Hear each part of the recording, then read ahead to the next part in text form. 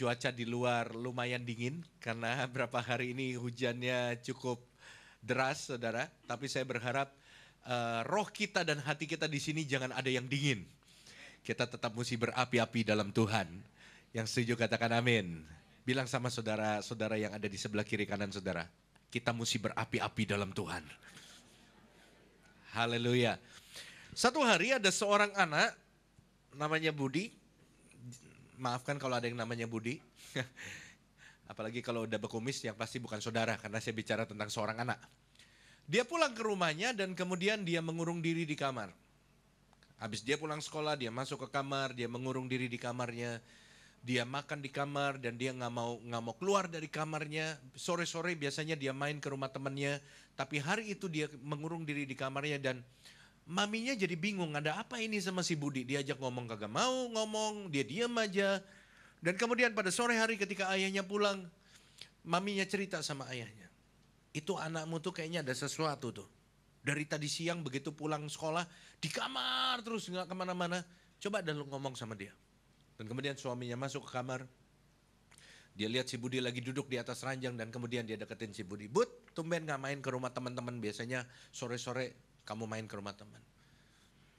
Dan kemudian si Budi bilang, enggak papi, hati Budi lagi susah. Wah, ada anak SD bisa ngomong gitu saudara ya. Papinya nanya, kenapa Bud? Dan akhirnya si Budi mulai cerita. Papi tadi siang di sekolah, saya itu dimarahin sama bu guru. Dimarahin apa? Coba cerita sama papi. Saya dituduh melakukan sesuatu yang tidak saya lakukan. Apa itu Bud?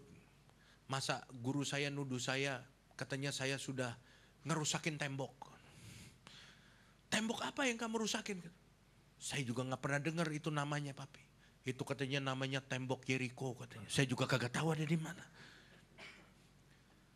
Loh gimana kok kamu bisa dituduh begitu? Iya guru saya nanya, Budi siapa yang ngerubuhin tembok Yeriko? Saya bilang bukan saya. Sehingga saya dihukum katanya. Itu ibu guru gak percaya sama saya. Akhirnya besok pagi, papinya ini juga orang Kristen tapi nggak pernah ke gereja. Dia kagak tahu tuh tembok Yeriko ada di mana. Keesokan paginya, pergilah papinya sama si Budi ke sekolah. Ketemu dengan kepala sekolah. Dan papinya marah-marah sama kepala sekolah. Saya tidak terima anak saya dituduh sama guru kemarin. Dituduh apa Pak? Masa anak saya umur baru 8 tahun dituduh ngerubuhin tembok. Kepala sekolahnya kaget. Tembok apa yang dirubuhin? Tembok Yeriko. Kepala sekolahnya Kristen nggak pernah baca Alkitab juga. Di mana tuh tembok Yeriko? Itulah Pak, Bapak aja nggak tahu apalagi saya. Dan kemudian kepala sekolah ambil jalan tengah. Sudahlah Pak, kita tidak usah ribut-ribut. Nanti saya akan adakan rapat, kita cari di mana tembok itu, kita kumpulin uang, kita bangun kembali katanya. Saudara-saudara, hari ini saya ingin bicara tentang runtuhnya tembok Yeriko. Coba saudara lihat di dalam Yosua pasal yang ke-6 ayat 1 sampai ayat yang ke-5. Minta maaf kepada saudara yang mengatur ini OHP, saya tidak pakai khotbah tadi pagi. Saya rasa Tuhan ingin bicara sesuatu yang lain pada jam kedua ini. Yosua pasal yang ke-6 ayat 1 sampai ayat yang ke-5. Jangan cari di perjanjian baru karena Yosua itu bukan temannya Paulus, Matius dan Yohanes saudara. Jadi carilah di perjanjian lama. Yosua pasal yang ke-6 ayat 1 sampai ayat yang ke-5. Saya ingin ajak kita membaca bergantian. Saya baca ayat yang pertama, saudara baca ayat yang kedua, nanti ayat yang ke-5 kita baca sama-sama. Dalam pada itu Yeriko telah menutup pintu gerbangnya, telah tertutup kota itu karena orang Israel, tidak ada orang keluar atau masuk. Silakan.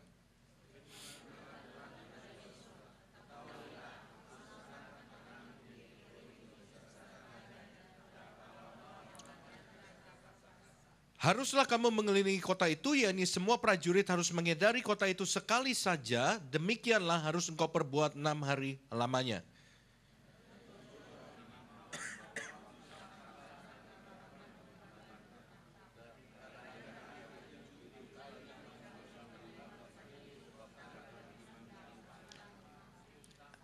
Ayat yang ke-5 bersama-sama. Apabila sangkakala tanduk domba itu panjang bunyinya dan kamu mendengar bunyi sangkakala itu, maka haruslah seluruh bangsa bersorak dengan sorak yang nyaring. Maka tembok kota itu akan runtuh, lalu bangsa itu harus memanjatnya masing-masing langsung ke depan. Saudara-saudara yang dikasihi Tuhan, Yosua Ini adalah seorang murid dari seorang hamba Tuhan yang luar biasa yang namanya Musa. Dan kalau saudara baca kisah keluarnya bangsa Israel dari Mesir, maka saudara akan menemukan bahwa nama Yosua ini sebetulnya tidak terlalu populer di awal-awal peristiwa itu, saudara. Yosua ini namanya mulai ke blow up, mulai mencuat, saudara ya. Mencuat, mulai diperhatikan di dalam satu peristiwa yang terjadi ketika Musa mengutus 12 orang pengintai. Sebelum mereka masuk ke tanah Kanaan, Musa mengirim 12 orang pengintai untuk mengintai tanah itu selama berapa hari? Berapa hari? Wah, saudara mirip sama kepala sekolah tadi yang saya cerita, saudara. 40 hari lamanya. 40 hari lamanya 12 pengintai itu masuk ke tanah Kanaan, mereka diminta untuk melihat bangsa itu. Dan Yosua nama aslinya adalah Hosea. Hosea bin Nun. Hosea anaknya Nun. Yosua bersama dengan ke-11 orang pengintai yang lain, mereka tinggal di negeri itu 40 hari lamanya, dan kemudian mereka mulai melihat keadaan bangsa itu, mereka melihat keadaan geografis bangsa itu, mereka melihat sumber-sumber alam bangsa itu, mereka melihat bagaimana situasi daripada bangsa itu, dan mereka juga melihat kekuatan daripada bangsa itu, saudara. Dan setelah 40 hari mereka ada di bangsa itu, dan mereka kembali kepada Musa. 10 orang pengintai berkata begini kepada Musa dan kepada bangsa Israel. Musa, kami sudah melihat negeri di mana kau suruh kami mengintai. Kami sudah melihat semuanya dengan mata kepala kami. Dan kalau kita mau masuk ke sono, ini saya pakai bahasa saya, saudara. Saudara nggak akan ketemuin di Alkitab kata-kata kalau kita mau masuk ke sono, nggak ada.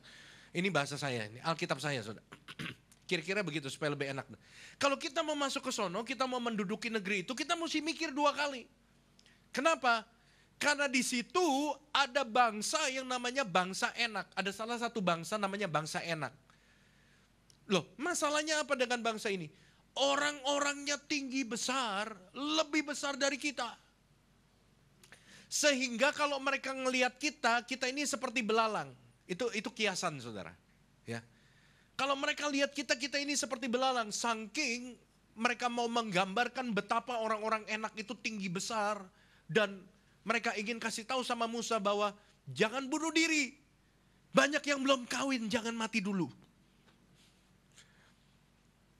Dan kemudian ketika mereka ngomong begitu, mereka coba untuk menggambarkan sama Musa bahwa lebih baik kita mengurungkan niat kita untuk menduduki negeri itu. Lebih baik kita udah gak usah ngapa-ngapain dah. Kita jangan pergi ke sana. 10 orang mengintai itu berkata-kata sesuatu yang membuat bangsa Israel jadi takut. Ketika 10 orang pengintai itu selesai ngomong, tampillah 2 orang sisanya, Yosua dan Kaleb. Dan mereka berkata begini, hambaku Musa, memang benar apa yang dikatakan oleh 10 orang pengintai ini kami lihat. Memang benar bangsa ini adalah bangsa yang penuh dengan susu dan madu. Saudara jangan ngebayangin jalanannya lengket karena banyak susu, banyak madu. Bukan, ini kiasan aja. Ini bangsa yang subur, ini bangsa yang luar biasa, ini bangsa yang punya kekayaan sumber alam luar biasa. Dan memang benar, kata 2 orang ini, kami melihat juga yang namanya bangsa Enak, orang-orang yang tinggi besar. Tetapi mereka tidak berhenti di situ. 2 orang ini berkata, tetapi mereka tidak memiliki Tuhan seperti yang kita miliki. Apa yang dilihat dengan mata oleh 2 orang ini sama dengan yang dilihat oleh 10 orang ini. Mereka tidak membohongi realitanya seperti apa. Mereka tidak memungkiri apa yang mereka lihat. Sama, mata jasmaninya sama, tapi mata imannya beda. Yosua dan Kaleb punya mata iman yang berbeda, sehingga waktu mata jasmani mereka melihat hal yang sama, mata iman mereka berkata apa? Tetapi mereka tidak memiliki Allah seperti yang kita miliki. Artinya Yosua dan Kaleb berkata kepada Musa dan seluruh bangsa Israel, mereka boleh punya kekuatan apapun, mereka boleh orang-orang yang tinggi besar, mereka boleh punya persenjataan yang lengkap, selama mereka nggak ada Allah seperti yang kita miliki, itu semua nggak ada gunanya. Halo? Apapun yang orang coba lakukan sama kita, apapun yang coba orang perbuat sama kita, Seberapa hebatnya seseorang, mereka punya fasilitas, mereka punya backingan, mereka punya apapun. Tapi selama mereka nggak punya Allah dan kita punya Allah, kita akan tetap jadi pemenang.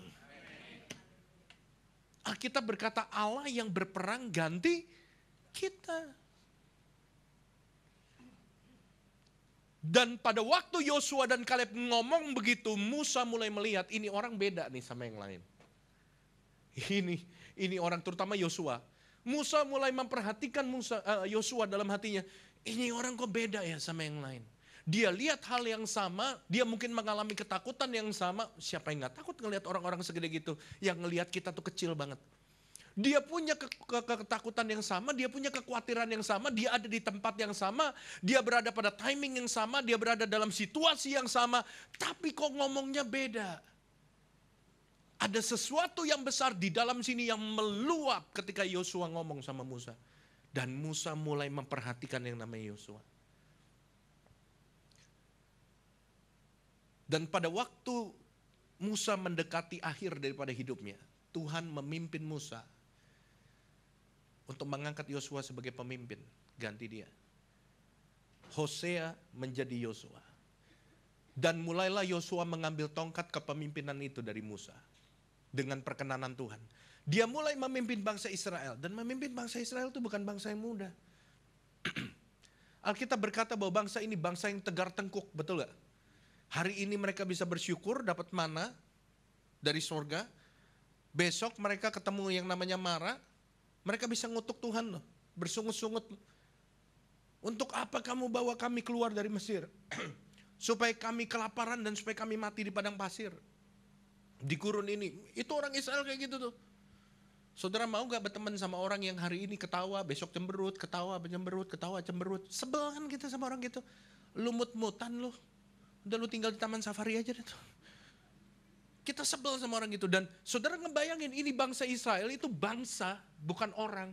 Maksudnya bukan satu orang, bangsa. Ngebayanginlah bangsa itu sebanyak apa orangnya. Yang punya sifat kayak begitu, ngurusin satu orang aja udah setengah mati. Punya teman kayak begitu aja kita sebel. Tiap hari kita mikirin gimana cara ngecekek dia tanpa kita harus masuk penjara. Apalagi ini satu bangsa saudara. Segitu banyak orang itu diurusin sama Yosua. Satu demi satu mereka mulai menaklukkan negeri demi negeri, wilayah demi wilayah menuju kepada tanah Kanaan. Sampai kepada satu hari mereka harus melewati satu bangsa yang namanya Yeriko. Dan mereka menemui satu kendala yang cukup besar. Kenapa? Karena Yeriko, kota Yeriko ini, itu dikelilingi oleh sebuah tembok.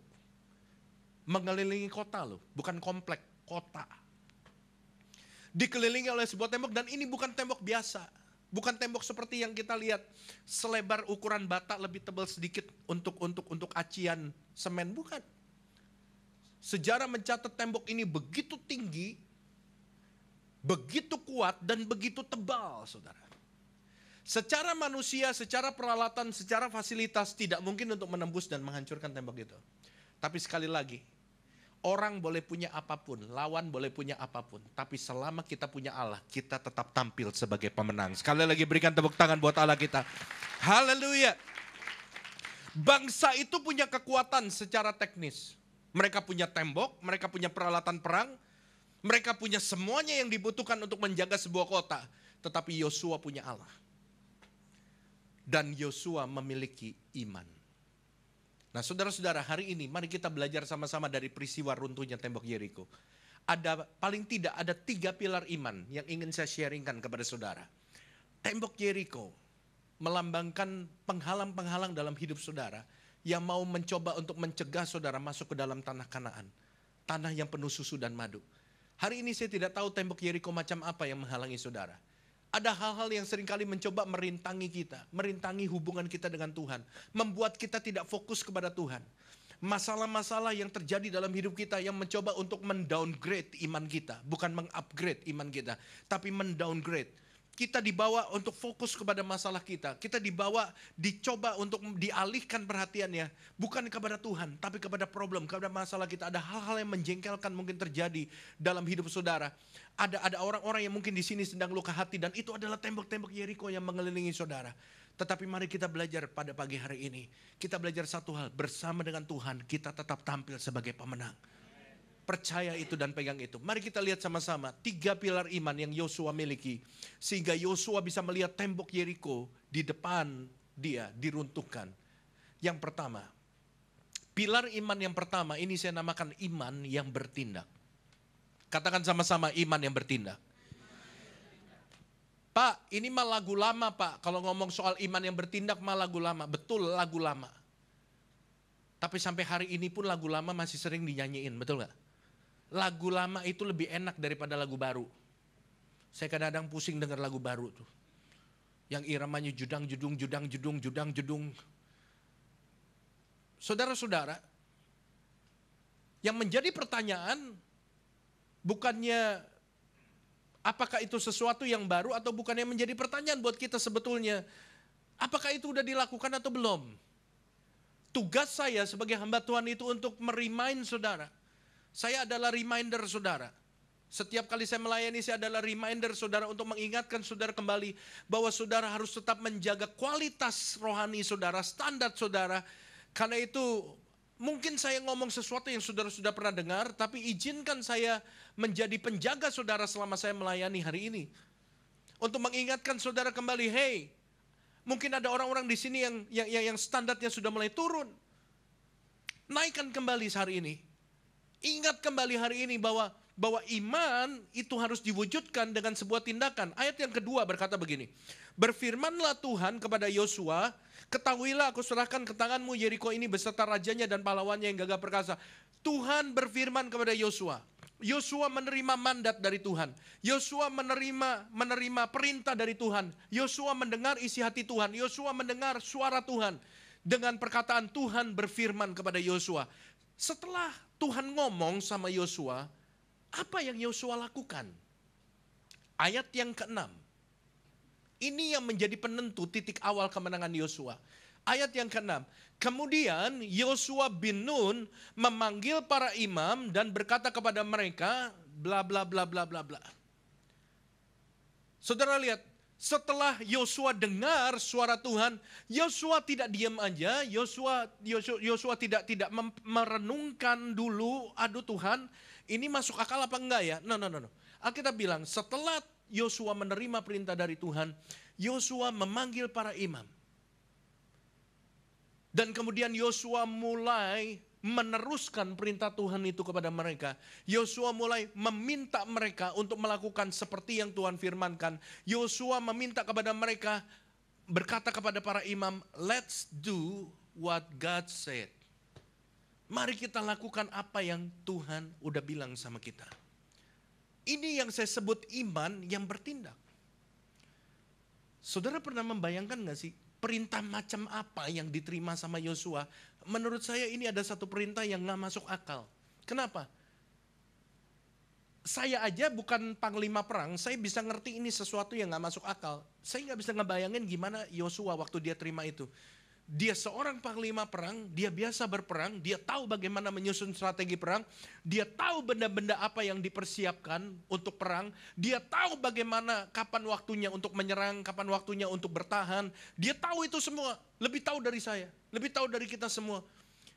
Pernahkah Anda ngebayangin waktu Yosua menerima perintah seperti ini dari Tuhan? Satu perintah yang sebetulnya gak masuk akal, karena Yosua disuruh berperang tanpa senjata.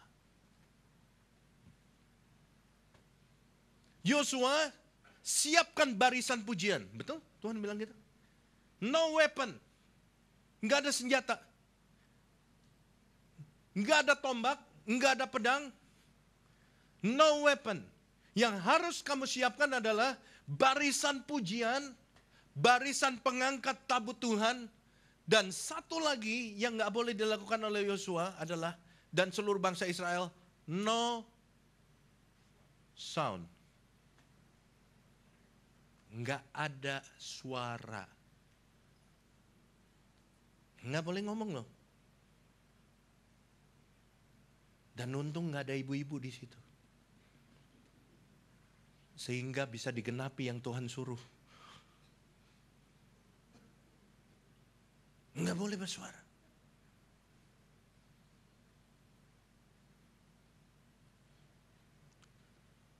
Sesuatu yang gak masuk akal. Mungkin Yosua dalam hati bilang, Lord, aku tahu gimana mesti berperang. Gak usah diajarin sebetulnya. Cuma mungkin Tuhan kasih tahu aja sisi-sisi mana di tembok itu yang kosong. Aku tahu gimana berperang, gak usah diajarin. Tapi ini kali Tuhan minta saya untuk melakukan sesuatu yang berbeda. Berperang tanpa senjata, suruh nyanyi. Konyol. Tuhan itu kadang-kadang memberikan perintah yang buat kita tuh konyol. Tapi saudara lihat, apakah Yosua komplain? No.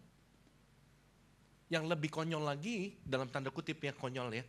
Dalam tanda kutip loh. Pada waktu Abraham diminta untuk mempersembahkan Ishak. Tuhan ngeledek Abraham loh. Saya pakai kata istilah ngeledek. Karena Tuhan udah tahu keadaan Abraham gimana. Tuhan bilang, Abraham, ambillah anakmu yang tunggal. Sengaja gue ingetin anak lu cuma satu.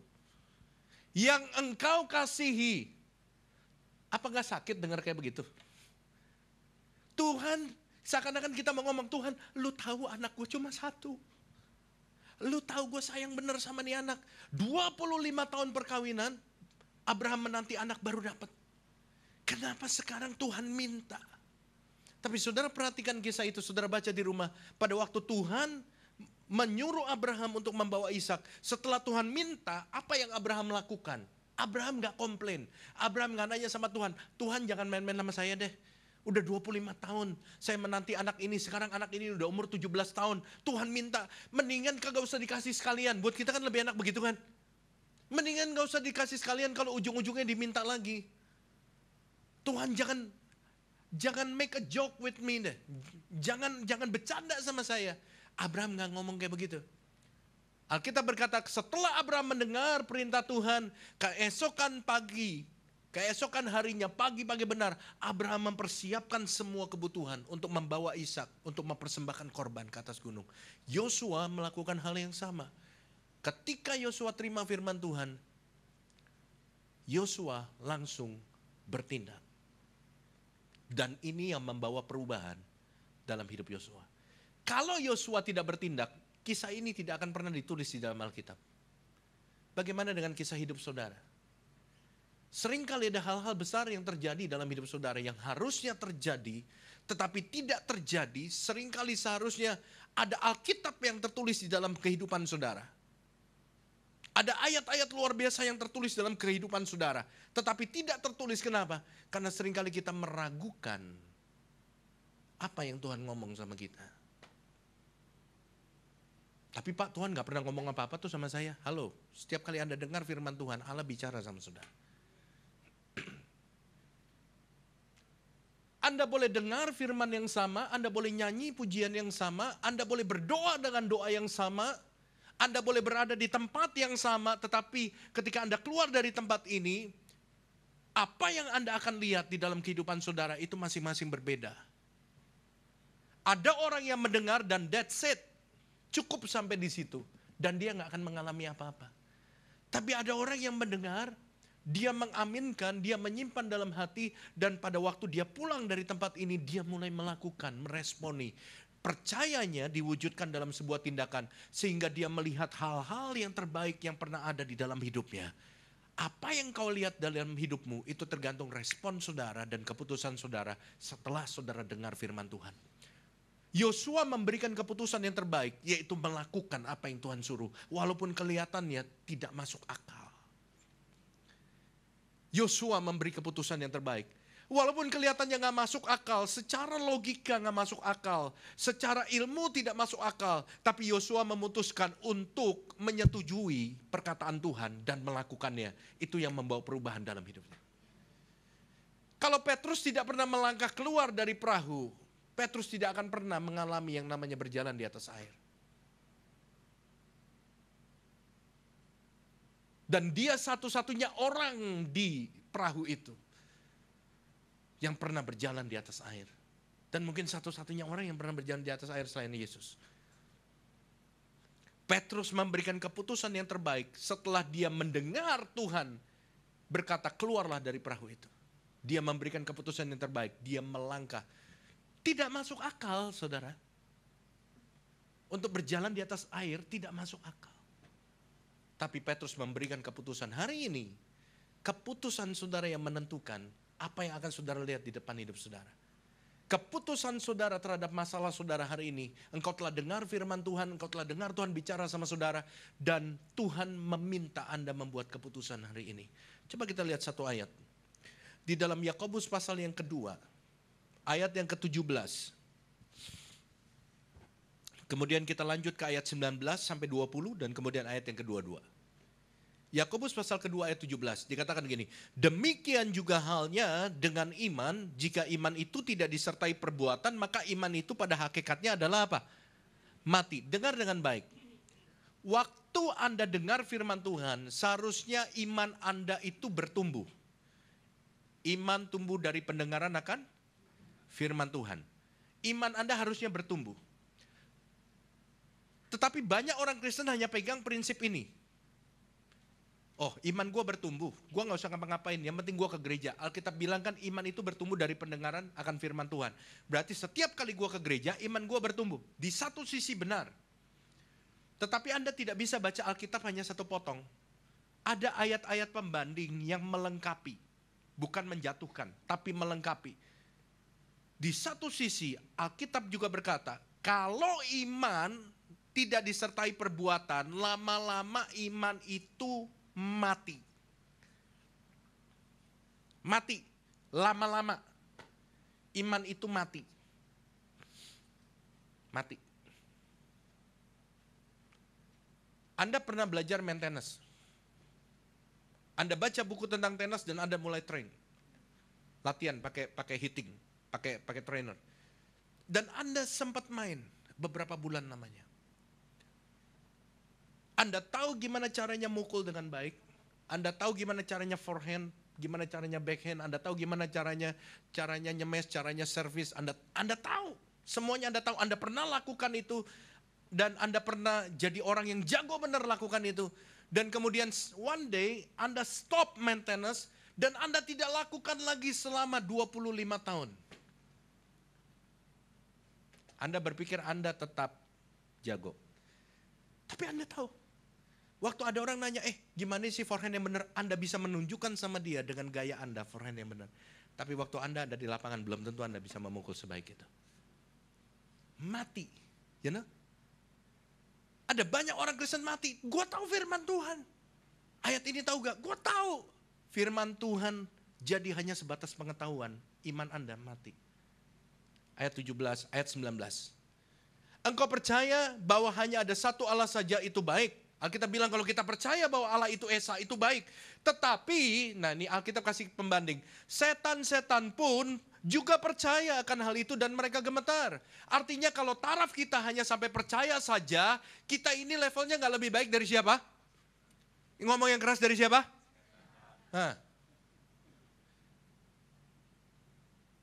Kalau kita hanya percaya aja, level kita itu belum lebih tinggi dari setan. Kenapa? Setan juga percaya Allah itu Esa. Setan percaya Allah itu kuasa. Setan itu percaya Allah itu bisa melakukan mujizat. Tapi setan gak pernah bertobat karena dia tidak pernah melakukan yang namanya the step of faith, langkah iman. Kalau Anda hanya percaya aja, Anda hanya pergi ke gereja dan Anda berpikir, that's it, cukup hanya pergi ke gereja, dan kemudian dengar firman Tuhan, dan kemudian dengar pengajaran, baca Alkitab 1 minggu 1 kali waktu Anda di gereja, that's it, itu cukup. Levelnya Anda belum lebih tinggi dari setan. Itu artinya Anda masih jadi temannya, Anda yang ngomong bukan saya. Pak, saya cukup loh seminggu sekali ke gereja. Saya cukup belajar firman Tuhan waktu di gereja dan hidup saya oke-oke aja tuh. Saya nggak ada masalah. Saya dengar malah orang-orang yang banyak berdoa, hidupnya banyak masalah. Orang-orang yang rajin ke gereja, yang sungguh-sungguh ikut Tuhan, yang ikut PA, ikut komsel, ikut ini, ikut itu. Malah hidupnya banyak masalah, Pak. Saya cuma seminggu sekali ke gereja dan everything oke. Pekerjaan saya oke, saya nggak ada masalah. Sering dengar orang begitu? Sering dengar orang begitu, ngomong begitu? Saya cuma seminggu sekali dan saya juga nggak ikut PA, saya nggak ikut komsel. Halo, saya ingin katakan dengar saya baik-baik, mungkin nggak banyak hamba Tuhan ngomong seperti saya. Jangan rasa aman kalau hidupmu tidak ada masalah. Karena setan tidak akan ganggu temannya sendiri.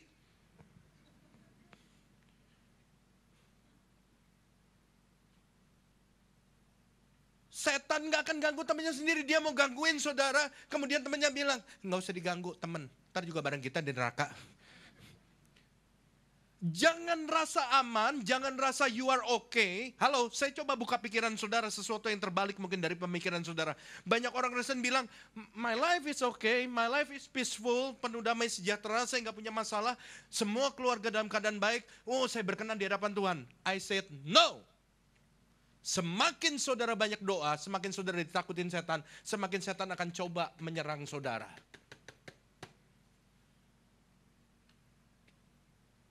Jangan rasa aman. Kalau hidup saudara oke. Gue ke gereja setahun sekali. 2 tahun lah.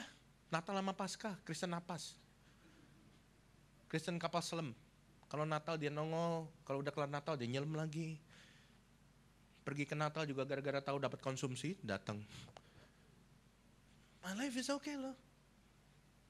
Gue nggak punya masalah seperti yang tuh ada pendoa tuh di Mangga 2 pendoa. Banyak masalah hidupnya tuh. Ntar toto anaknya sakit gini. Jangan lihat sekarang. Kita lihat endingnya. Where are you at the end? Anda ada di mana? Ketika kita mati, Anda ada di mana? Anda yang membanggakan diri saudara, hidup gue gak ada masalah, gue cuma setahun 2 kali ke gereja, gue gak perlu ngikut-ngikut Tuhan gimana-gimana. No problem with my life. Kita lihat endingnya dari mana. Siapa yang ketawa paling akhir? That's it, the winner. That's the winner. Itulah pemenangnya, bukan yang ketawa sekarang, yang ketawa paling akhir. Jangan sampai gue ketawain lo. Ketika udah mati gue lihat, lo ada di neraka, setan bilang, welcome to the club my friend.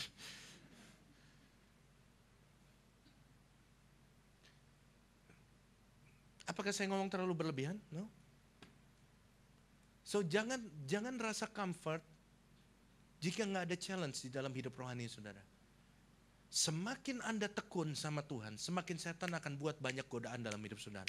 Karena dia tahu bahwa dirinya sedang terancam. Semakin Anda banyak berdoa, semakin Anda akan banyak masalah. Sebab setan merasa kerajaannya terancam dengan doa-doa saudara.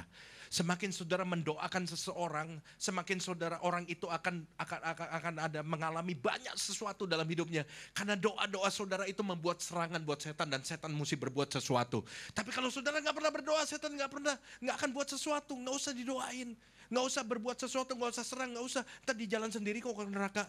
Ngapain kita susah-susah capek-capek? Lebih baik kita serang itu tuh, pendoa, koordinator, orang yang jago puasa, orang yang baca Alkitab tiap hari, itu target kita. Orang-orang yang gak pernah baca Alkitab, gak usah digodain. Dia udah deket bener sama neraka. Gak usah didoain, bentar lagi juga kita ketemu muka dengan muka sama dia. Bisa ngerti maksud saya? Mulai terbuka pikiran saudara. Jangan rasa safe dan comfort kalau Anda merasa Anda gak punya masalah. Dan Anda bilang, gue gak doa, gue gak pergi ke gereja, gak apa-apa kok, it's okay. Gue bolos gereja gak apa-apa kok. Ternyata bolos gereja tidak membuat Tuhan marah. Buktinya gak ada yang geledek nyamber gue. Gak ada, it's okay. Anda tidak digodain karena iblis bilang apa? Masih member kita, gak perlu digodain. Hopeng yau. Ayat 20. Hai manusia yang bebal, maukah engkau mengakui sekarang bahwa iman tanpa perbuatan adalah iman yang kosong? Ayat 22. Ini conclusionnya ayat yang kedua. Kamu lihat bahwa iman bekerja sama. Dia pakai kata yang jelas. Iman harus bekerja sama. Dengan apa saudara? Perbuatan-perbuatan dan oleh perbuatan-perbuatan itu iman menjadi sempurna. Iman itu nggak sempurna dan hanya sekedar pengetahuan kalau nggak disertai dengan perbuatan. Halo, kekristenan itu bukan sebuah titel di KTP, bukan. Kekristenan itu adalah your experience life with Jesus. Pengalaman, bukan sebuah knowledge, bukan. Itu experience, pengalaman. Firman itu harus menjadi rema. Apa sih artinya rema? Sesuatu yang kita rasakan, sesuatu yang kita bisa hidupi. Tuhan itu harus menjadi pribadi yang bisa kita rasakan. Kita rasakan kemahakuasaannya, kita rasakan kedekatannya sebagai Bapa kita, kita rasakan kedekatannya sebagai teman, kita rasakan kehadirannya dalam hidup kita rasakan kehadirannya sehingga kita bisa komunikasi sama dia. Dan itu yang membuat hidup kekristenan itu jadi bertumbuh. Dan kita bisa menikmati kekristenan. Coba bayangkan ini, saudara ada di satu rumah dengan seseorang yang saudara gak pernah ajak ngobrol tiap hari. Saudara tidur di sebelah dia, saudara makan satu meja sama dia, saudara pergi naik mobil ke kantor sama dia, duduk sebelahan di mobil sama dia, saudara ketemu dia, saudara melek mata lihat dia, saudara sebelum tidur lihat dia, tapi saudara gak pernah ajak ngomong. Saya mau tanya, betah gak saudara? Gak betah. Gak betah. Bapak-bapak aja gak betah, apalagi ibu-ibu. Karena ibu-ibu punya kewajiban menghabiskan lebih banyak kata dalam satu hari dibandingin bapak-bapak. Karena itu bapak-bapak jangan heran ketika kalau saudara pulang dari kantor masuk ke rumah dan ibu-ibu tiba-tiba memberondong saudara seperti dia lagi nembakin senjata mesin. Dia ngomong banyak. Artinya apa? Dia masih banyak tabungan yang mesti dikeluarin. Kuotanya belum habis. Nggak betah. Saudara bayangin, saudara kita seringkali gituin Tuhan dalam hidup kita. Kita jadiin kekristenan itu hanya sebagai sebuah slogan dan titel. Tapi kekristenan sesungguhnya bukan gitu. Dia Tuhan yang bisa diajak bicara. Dia adalah pribadi yang hidup. Anda harus mengalami dia lebih dibandingkan dengan Anda mendengar tentang dia. Anda harus mengalami dia. Dan ini pilar iman yang pertama. Yang dimiliki Yosua untuk merumbuhkan tembok itu, iman yang bertindak. Yang kedua, pilar iman yang kedua adalah iman yang bersaksi, saudara. Ayat yang ke-13 dari Yosua pasal yang ke-6, ayat 13 sampai ayat 14. Maka berjalanlah juga ketujuh orang imam yang membawa ketujuh sangkakala tanduk domba itu di depan tabut Tuhan. Sambil berjalan mereka meniup sangkakala, sedang orang-orang yang bersenjata berjalan di depan mereka dan barisan penutup mengikut tabut Tuhan. Sementara sangkakala terus menerus ditiup. Demikianlah pada hari kedua mereka mengelilingi kota itu sekali saja lalu pulang ke tempat perkemahan. Dan begitulah dilakukan mereka 6 hari lamanya. Saudara perhatikan, orang-orang ini gak boleh pakai senjata mereka. Dan mereka hanya ngikutin barisan yang disuruh Tuhan untuk mereka bentuk, saudara. Dan mereka kelilingin itu loh. Dan yang tadi saya bilang mereka gak boleh ngomong. Waktu saya baca background sejarah daripada ini, daripada kisah Yeriko ini, dikatakan di situ pada waktu satu hari ketika orang Israel di hari pertama ngelilingi tembok itu orang Israel itu kan banyaknya setengah mati. Dan waktu mereka berjalan itu menimbulkan gemuruh. Bisa ngebayangin saudara? Walaupun mereka nggak boleh bersuara, suara kaki mereka tidak bisa ditahan. Pasti akan menimbulkan bunyi. Dan itu menimbulkan kepanikan di antara orang Yeriko. Ada apa ini? Dan mereka mulai memanjat tembok, mereka mulai mencari celah, mereka mulai berusaha untuk mencari tahu ada apa di luar kota mereka. Kok tiba-tiba sesuatu yang tidak terjadi di hari-hari sebelumnya, tiba-tiba mereka dengar ada sesuatu yang membuat mereka panik. Bruk. Mereka cari tahu. Dan ketika mereka melihat ke depan, ternyata musuh mereka tahu ada orang Israel yang sebetulnya menjadi musuh mereka, yang mau mencoba menyerang mereka. Tetapi anehnya mereka bawa senjata tapi gak dipakai. Mereka cuma keliling-keliling. Mereka lagi tour, Yeriko tour, city tour di luar tembok. Dan bawa-bawa tabut. Dan sejarah itu mencatat pada hari kedua mereka melihat hal yang sama. Hari ketiga mereka melihat yang sama. Orang-orang Yeriko itu mulai gak tahan. Gak tahan untuk apa? Untuk ngeledekin orang Israel. Dan mereka mulai mencemooh bangsa Israel. Mereka mulai ngutukin orang Israel. Mereka mulai keluarin kata-kata kasar kepada bangsa Israel. Mereka mulai bilang bahwa mereka tidak berdaya. Orang Israel ini gak berdaya. Bisanya cuma keliling-keliling tembok. Mereka ngomonglah sesuatu yang melukai orang Israel. Yang jadi masalah, orang Israel gak boleh balas. Naluri manusia kalau disakitin dia apa? Dia apa? Balas. Naluri manusia loh. Saudara misalnya dikatain teman saudara, bego lu. Spontan bilang, Pak, lu lebih bego dari gua. Tuh kalau belum bertobat tuh ngomong begitu tuh. Jelek lu. Lu lebih jelek 1000 kali dari gua. Naluri manusia itu membalas. Tapi pada waktu itu Yosua udah dapat pesan dari Tuhan, nggak boleh ada suara. Saudara coba ngebayangin, gampang nggak menerima kayak begitu? Jelek lu, tolol lu, wah tuh yang jidatnya nong-nong, wah kayak bakso ikan lu. Nggak boleh ngomong. Saudara pernah berimajinasi gak sampai di perkemahan? Setelah dengar banyak kayak begitu, sampai di perkemahan, kira-kira orang Israel tuh ngomong apa sama Yosua? Saya mencoba untuk berimajinasi lebih jauh dengan imajinasi saya. Mungkin mereka ngomong gini, Yos, lu tanya Tuhan lagi deh. Gua sih gak keberatan ngeder-ngeder tembok, gua gak keberatan. Buat gua jauhnya gak masalah. Kita udah latihan perang tiap hari, kita latihan lari. Jauhnya gak masalah. Buat gua diem gak masalah, selama dia orang diem. Yang jadi masalah dia orang ngomong, kita diem. Ini jadi masalah. Ini darah gue udah naik ke ubun-ubun nih Yos. Bentar lagi muncrat nih kayak kilang minyak. Lu coba tanya lagi deh sama Tuhan. Bener gak sih Tuhan suruh kita diam? Tanya lagi deh sama Tuhan. Atau mungkin mereka ngomong, minta izin sama Tuhan gue balas sekali aja. Gue udah gak tahan nih. Gue udah balas sekali aja tuh. Gue sakit hati tuh sama yang jenggotan tuh. Yang jenggotnya panjang tuh di atas tuh. Tuh orang tiap hari ngeledekin gue tuh. Gue balas sekali aja dah. Minta Tuhan izinin gue balas sekali aja dah.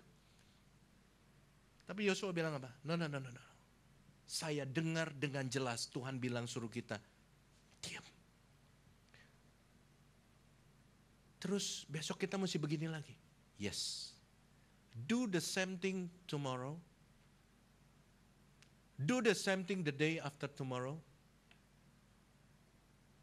Do the same thing for a week. Mungkin prajuritnya Yosua bilang, capek deh. Walaupun mereka dihina, mereka tetap lakukan itu. Ini yang saya bilang iman yang bersaksi. Banyak orang hanya bisa bersaksi kalau keadaan baik. Tapi justru sebetulnya kesaksian yang paling powerful pada waktu Anda sebetulnya dalam potensi tidak bisa bersaksi, di situ Anda bersaksi. Saya punya seorang jemaat beberapa tahun yang lalu yang kena sakit kanker. Dan dia pergi ke Singapura. Saya temani dia sama suaminya dia. Kita pergi sama-sama ke Singapura dan secara fisik dia lemah. Tapi something inside, sesuatu yang ada di dalam itu tidak bisa disembunyikan bahwa dia punya semangat yang luar biasa, bahkan lebih luar biasa daripada kita yang sehat pada waktu itu.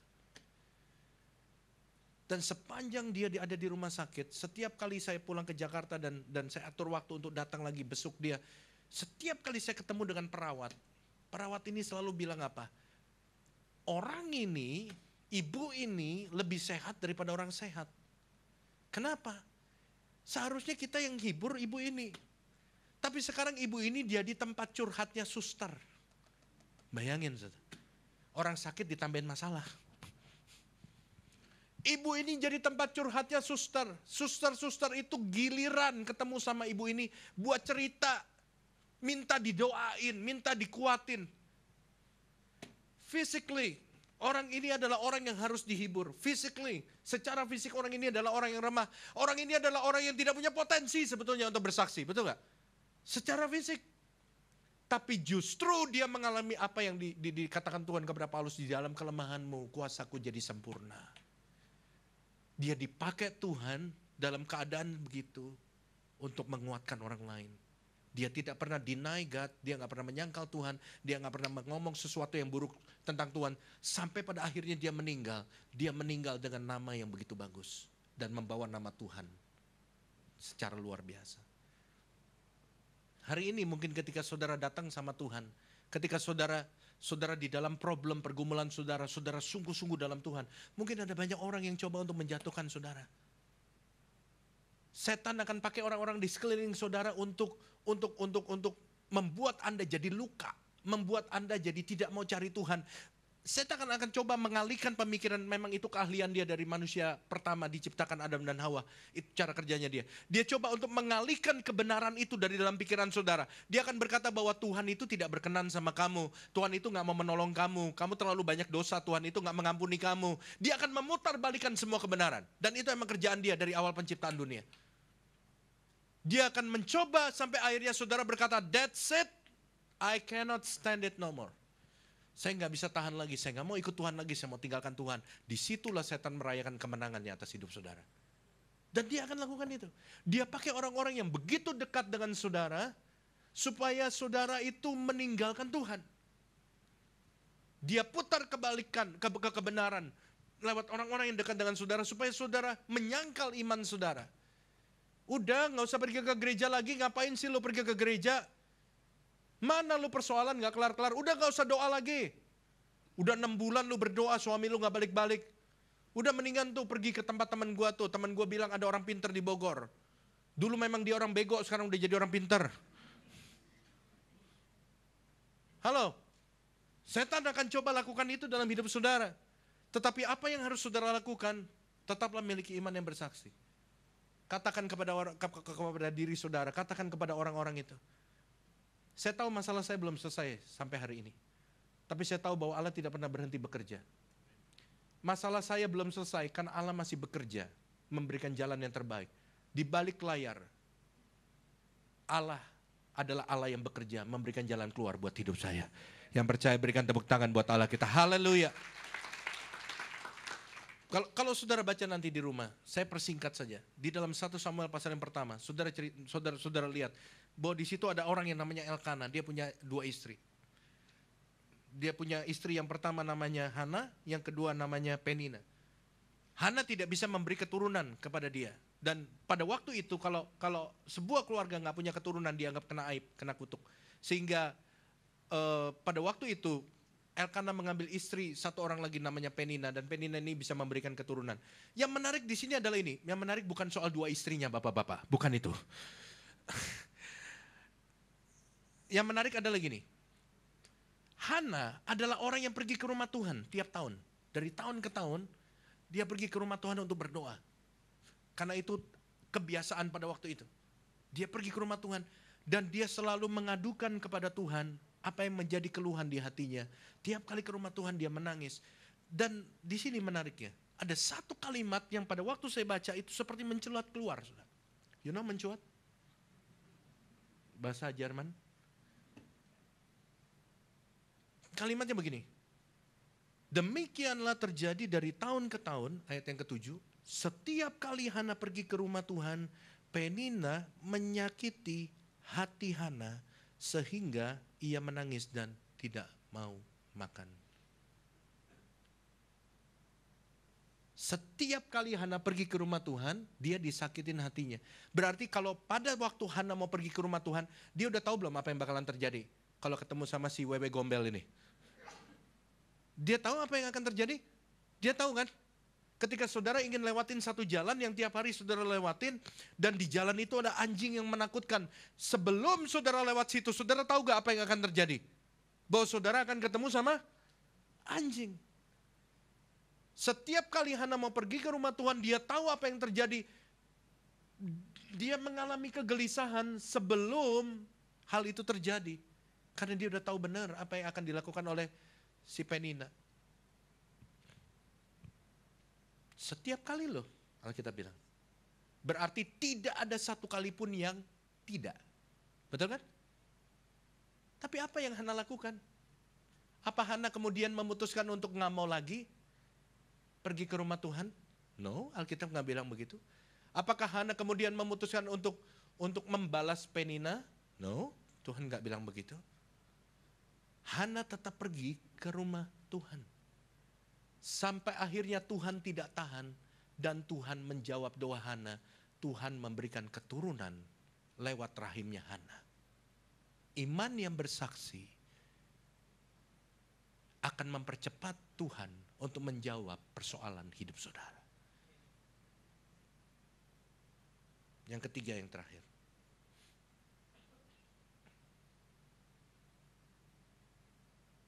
Pilar iman yang ketiga yang terakhir adalah iman yang sabar dan tekun. Iman yang sabar dan tekun. Dua kata ini, sabar dan tekun, tidak boleh dipisahkan. Karena dua ini tidak bisa berjalan sendiri-sendiri. Sabar dan tekun. Kesabaran itu percuma kalau nggak diisi dengan ketekunan. Dan begitu pula sebaliknya. Ketekunan itu nggak percuma kalau hanya sebentar saja. Tidak dilakukan terus-menerus. Saudara-saudara, saya mau tanya dulu.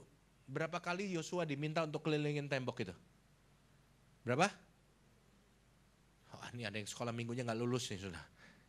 13 kali. 6 hari pertama 1 kali. Tapi hari yang ke-7, 7 kali. Setahu saya 6 tambah 7 masih 13, saudara ya. 13 kali. Ayat yang ke-15 bilang begini. Saya sengaja nggak baca dulu ayatnya biar mau ngetes saudara ya. Ayat 15, Yosua pasal 6. Tetapi pada hari yang ke-7 mereka bangun pagi-pagi ketika fajar menyingsing dan mengelilingi kota itu 7 kali dengan cara yang sama. Dengan cara yang sama, garis bawahi itu. Nggak berubah caranya. 13 kali kelilingin tembok itu tidak berubah caranya, nggak boleh ngomong, tetap nggak boleh pakai senjata, tetap mendengarkan cemoohan dari orang-orang Yeriko dengan cara yang sama. Hanya pada hari itu mereka mengelilingi kota itu 7 kali. Saudara bisa bayangkan betapa bosennya pekerjaan itu. Hah? Melakukan hal yang sama adalah sesuatu yang membosankan. Betul gak? Saya gak ngomong terlalu berlebihan loh saudara. Saya ngebayangin kalau ngelihat orang wisuda aja ya, saya bosan saudara. Ngeliatin itunya loh, dekannya itu. Yang orang datang dipindahin. Gak ada kerjaan yang lebih berarti apa? Suruh dia pindahin sendiri kayak gitu. Pindahin. Saya ngebayangin kalau dia tidur dia ngimpi.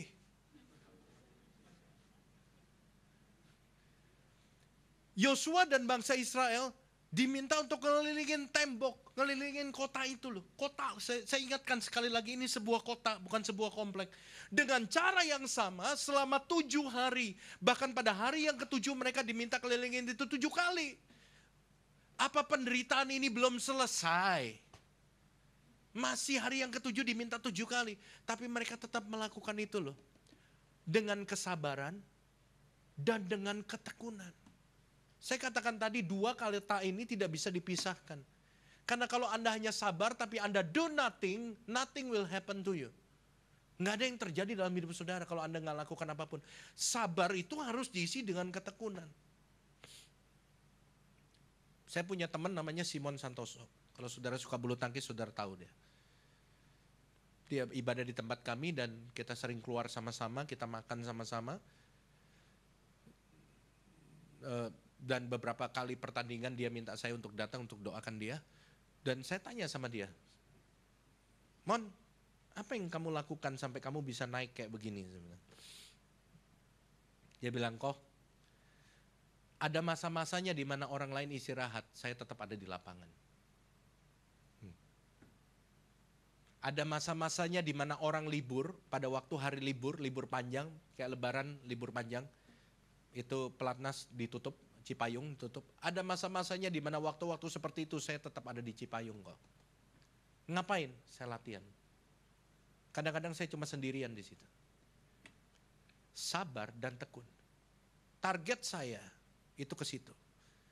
Dan saya menjalani itu dengan sabar. Tahun demi tahun. Waktu demi waktu. Tapi saya juga mengisi dengan ketekunan. Saya melakukan yang lebih dibandingkan dengan orang lain. Kalau saya mau jadi lebih daripada orang lain. Einstein berkata hanya orang gila yang ingin sesuatu yang berbeda. Tapi tetap melakukan hal yang sama. Einstein bilang orang gila. Dan kitalah orang gila itu. Halo.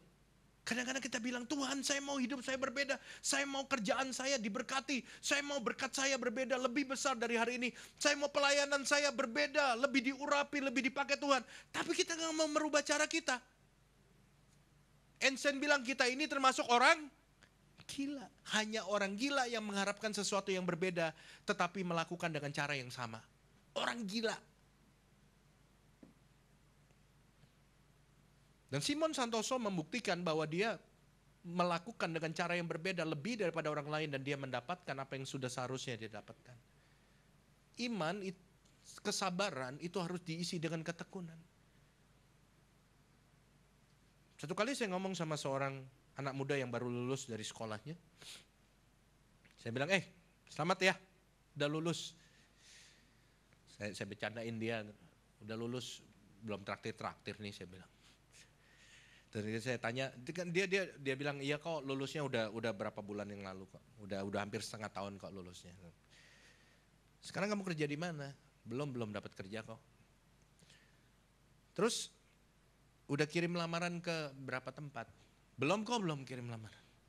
Oh lagi mau istirahat dulu, enggak mau kerja. Saya mulai nggak nangkep urutannya nih hubungannya. Dia bilang dia mau kerja, tapi dia nggak kirim surat lamaran. Terus ngapain? Benar mau kerja atau mau istirahat dulu? Enggak, udah dari lulus juga saya pengen kerja langsung. Saya tambah gak nangkep gitu. Ya terus udah berapa lamaran? Belum kirim. Saya pengen jitak tuh kepala dia tuh. Saya gak ngerti apa yang dia dipikirin gitu. Terus kamu ngapain? Ya saya lagi berdoa nunggu waktunya Tuhan. Nunggu waktunya Tuhan apa?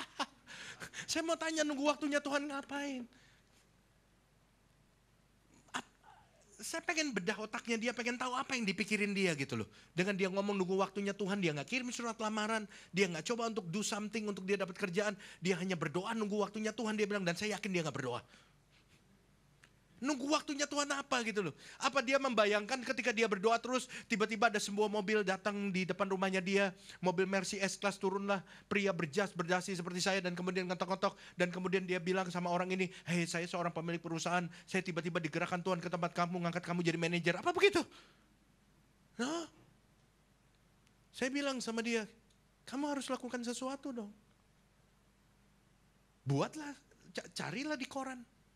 Lingkarin yang kamu interest pekerjaannya dan mulailah buat resume, buatlah CV. Dan setelah kamu buat biografi kamu, surat lamaran kamu lipat, kamu masukin amplop. Amplop itu gak bisa terbang sendiri. Antarlah surat lamaran kamu ke perusahaan-perusahaan itu, baru kamu pulang ke rumah dan kamu berdoa untuk perusahaan-perusahaan di mana kamu lamar. That's it work. Kerjanya kayak begitu. Bukan kamu hanya duduk dan do nothing. Bukan hanya kamu hanya berdoa dan kamu nanti akan menyalahkan Tuhan kalau kamu nggak dapat kerjaan. Betul nggak? Karena dia bilang apa? Saya lagi berdoa nunggu waktunya Tuhan. Kalau waktunya Tuhan nggak datang, yang disalahin siapa? Tuhan. Padahal dia yang salah. Kamu akan nyalahin Tuhan. Dan itu bukan cara kerjanya Tuhan. Tuhan akan memberkati kamu ketika kamu do something. Kecuali tidak ada lagi yang bisa kamu lakukan. Tuhan akan intervensi dalam hidup kamu. Bisa ngerti? Sabar itu harus diisi dengan ketekunan. Jangan pakai ayat yang itu, Tuhan memberkati kita pada waktu kita tidur. Bukan itu maksudnya lain. Jangan lupa ada ayat juga yang berkata orang malas jangan dia makan. Nah itu ayat itu seringkali dilupakan, yang dipakai yang tidurnya aja tuh. Tempel gede-gede di depan mejanya dia. Anda yang cari jodoh, carilah. Jangan tiap hari pulang kantor hanya ngumpet di kamar, kunci pintu, matiin lampu. Anda hanya nangis di kamar tiap hari. Tuhan udah kepala 3 belum dapat jodoh. Tuhan bilang tidak anakku, kepalamu tetap 1. Umurmu saja yang mulai 3. Anda gak bergaul dengan siapapun. Anda cuma pulang ke rumah, Anda nangis, Anda doa, Anda nangis, Anda doa. Tiap hari Anda pulang kantor, Anda gak punya teman. Siapa yang Anda harapkan jadi pacar saudara? Cicak-cicak di dinding diam-diam merayap, datang seekor nyamuk hap lalu ditangkap. What's in your mind? Saya nggak habis pikir dengan orang-orang kayak gitu. Anda mengharapkan seorang pria di sisi saudara, tapi Anda tidak mau bergaul. Tiap hari yang Anda nangisin hanya Anda nangis di depan bantal, di depan guling yang di kamar saudara. Anda menciptakan pulau-pulau di ranjang saudara, dengan iler saudara dan air mata saudara. Apa yang Anda harapin? Anda tidak bergaul, Anda hanya di kamar. Anda berharap ketika Anda berdoa, tiba-tiba langit terbuka dan sinar masuk ke kamar saudara. Dan jatuhlah seorang pria, plek. Dan itu adalah Mr. Bean. Karena begitulah Mr. Bean turun ke bumi. Pergi, hangout berteman dengan teman-teman yang benar, miliki pergaulan yang sehat. Saya nggak bilang suruh clubbing atau segala macam, pergaulan yang sehat. Miliki persekutuan, ikut core, terlibat dalam komunitas-komunitas. Waktu Anda pergi ke gereja, waktu Anda di gereja nyanyi, lihat kiri kanan. Katakan pada Tuhan, ladang sudah menguning, mana yang mesti dituai Tuhan.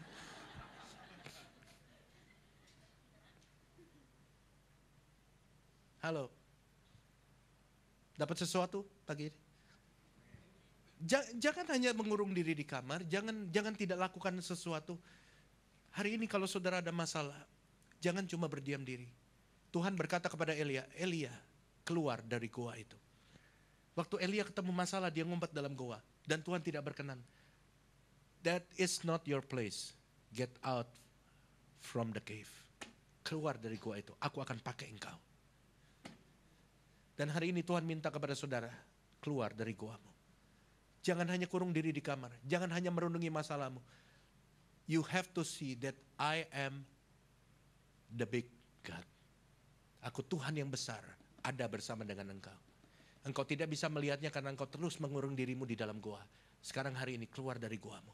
Do something. Lebih banyak bersekutu dengan Tuhan. Lebih banyak berdoa. Lebih banyak baca Alkitab. Dekatkan diri Anda dengan Tuhan. Dan nantikan waktu Tuhan akan datang dalam hidupmu. Masalah itu tidak selama-lamanya dalam hidupmu. Setiap masalah ada batas waktunya. Dan satu hari terang Tuhan akan datang dalam hidupmu. Pertolongan Tuhan akan datang dalam hidupmu. Masalahmu akan menemui jalan keluarnya. Ingat, sepanjang-panjangnya pipa pasti ada ujungnya. Hari ini engkau mungkin ada di dalam pipa persoalanmu. Jangan berhenti sampai di situ, teruslah berjalan. Mungkin hari ini Anda tinggal 20 meter dari pipa persoalan saudara. Sebentar lagi Anda akan sampai di ujung pipa itu. Jangan berhenti hari ini. Jangan menyerah dengan hidupmu, sebab Allah tidak pernah menyerah dengan hidup Anda. Selamat menjalani masalah dengan kekuatan dari Tuhan. Dan selamat jadi pemenang bersama dengan Tuhan.